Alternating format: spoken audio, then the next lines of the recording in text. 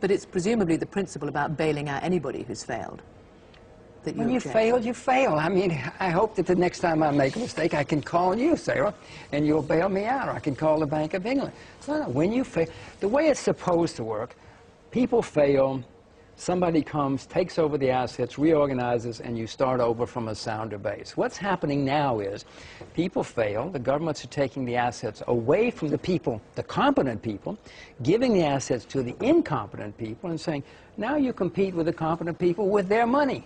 This is horrible morality, it's terrible economics, and it's not going to work. It seems a really strange argument, though, that you can let a country go under, and it's a more moral thing to do. But the people, why should good, honest citizens in Greece or in Germany or in the UK or anywhere else pay for people who lied, who spent money they didn't have, who spent other people's money? Do you think they would rather their country went bankrupt? I'm sure they don't. You think that there are lots of people in Germany? Do you think they would? Of course. I think the people who did the right thing would rather their country go. I would rather my country go bankrupt rather than have to bail out people who did the wrong thing. In America, there were lots of people who saved their money, didn't buy 5 houses with no money down, and then all of a sudden, they're suffering for all of these people who did dishonest things and are having to now bail them out. Plus, they're being destroyed. The saving class is being destroyed in America because interest rates are 0%. All these people who have been saving for years are now suffering. You make the point about the suffering, and the world now hates bankers. Are they right to?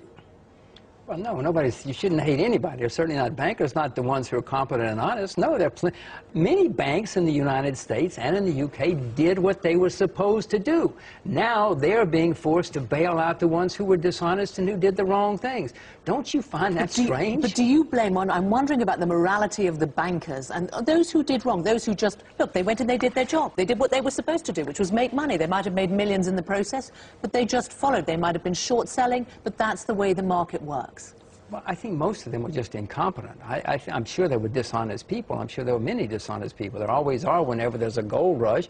But if you ask me, most of them just didn't. They really believed what they were doing. They thought this. Many of them actually bought the paper, the horrible garbage paper, and still own it. They thought they were doing a good thing. Where you think the problem is? Is it just the stupidity of some bankers? Was it because the system was wrong and politicians were stupid? You want to know where the problem is? It's in the central banks. It's in the regulators. That's where the central bank in America refused to let people fail. In 1998, they bailed out long-term, all their friends on Wall Street when long-term capital management failed. Had they let all those people suffer, Lehman Brothers would still be in business. Bear Stearns would still be in, because they would have lost so much money and they would have had to fire so many people, you wouldn't have had all of this garbage come. So get rid of the central bankers? I'd rather get rid of the central bankers than not, yes. We'd be better off. But you're serious about that, and you would get rid of the central banks. Wouldn't you? Yes, of course I would. The world's gotten along without central bankers for most of its history. America's had 3 central banks in its history. The first 2 failed. This one's going to fail, too, because of the actions that they're taking. Okay. No, we'd be better off without. I'm not saying the world's going to be great without central banks, but it should be better off than what it is now. So when you look at what is being done, in the case of President Obama putting through reforms to banking there, there are moves to stop naked short selling of bonds in Europe, lots of efforts being made to tame the markets. Can they work? Of course not. If nothing else, what will happen is people will go to other countries. But even if you stop doing these things, the market is still going to figure out ways to work. People have to buy oil somewhere. People have to raise money somewhere. People have to have loans somewhere. The market's going to figure out a way to solve their problems. So they move to Asia, and Asia, which you're a great fan of, goes through the same problems as has happened in the United States? Of course. There are going to be plenty of setbacks in Asia. In the United States, in the 19th century, we had 15 depressions with a D. We had a horrible civil war. We had very few human rights. We had massacres in the streets. We had very little rule of law. We came out of that as a pretty successful 20th century. Asia's going to have horrible setbacks. Are you deliberately a contrarian?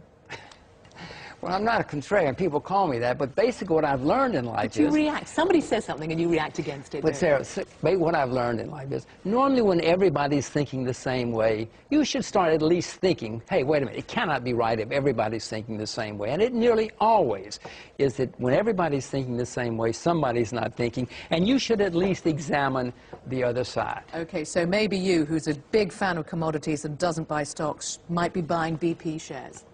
Well, I've thought about it. I'm not doing it now, but it's certainly on my radar screen because I don't know how this is going to work out. And even once it all is, quote, is solved and is out of the press, there's still going to be a long time before it's time to buy BSP, at least in my experience. But it's certainly, I'm thinking about it. Whenever I see a disaster, I always perk up and say, well, maybe I should start looking. Well, it's terrifying to listen to you, though. So the final bit of advice for anybody who just wants to stay safe in the years ahead, what would you say to them to do? Be very careful and think for yourself, and don't listen to what you listen to on the BBC or from people like me. Don't listen to me. Think for yourself. Come to your own decisions, and if you see everybody thinking the same way, at least examine the other side. And if you're a little girl, beware of the boys. That's what I'm teaching my little girls. I was a bad boy. I know. Jim Rogers, thank you for coming on Hard Talk. Thank you.